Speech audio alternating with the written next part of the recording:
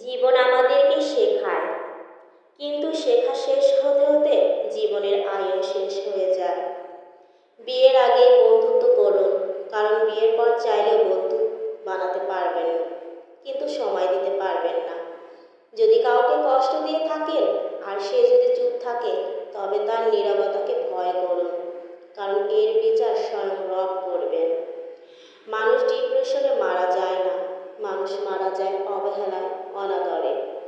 আমরা যেদিন থেকে অন্যদের সব কিছুর সাথে নিজেদের সব কিছু তুলনা করা বাদ দেব, সেদিন থেকে আমাদের সুখে থাকাটা শুরু হবে।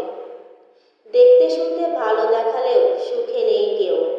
সবাই যার যার গল্পে সবচেয়ে দুঃখী মানুষ হিসেবে বেঁচে আছে। সবাই হেরে যায় না, কেউ কেউ বাধ্য হয়ে হেরে যেতে হয়।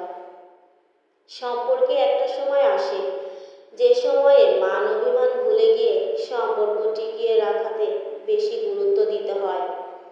সম্পর্ক নষ্ট করতে সবাই পারে, টিকিয়ে রাখতে পারে এমন মানুষের অভাব।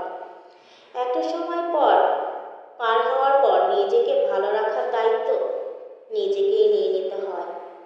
ঠকে গেলে আফসোসের কিছু নেই, ঠকার জন্য নিজের মধ্যে অনেক গুণ থাকা লাগে। এই যেমন ভালো মনের মানুষ হওয়া লাগে, নিষ্পাপ চিন্তা ভাবনার মানুষ হওয়া লাগে, মন থেকে বিশ্বাস করতে আর ভালোবাসতে জানা লাগে। আর ঠকানোর জন্য তো অমানুষ হইলেই যথেষ্ট।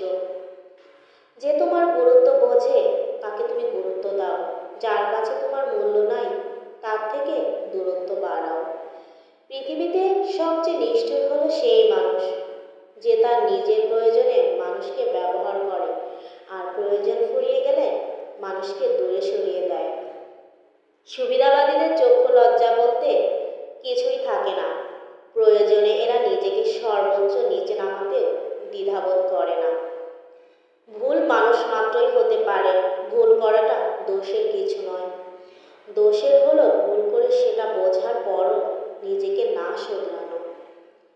পাশে কেউ না থাকাটা একাকিত্ব নয়, মনের জমানো কথাটা কাউকে বলতে না পারাটাই হলো একাকিত্ব।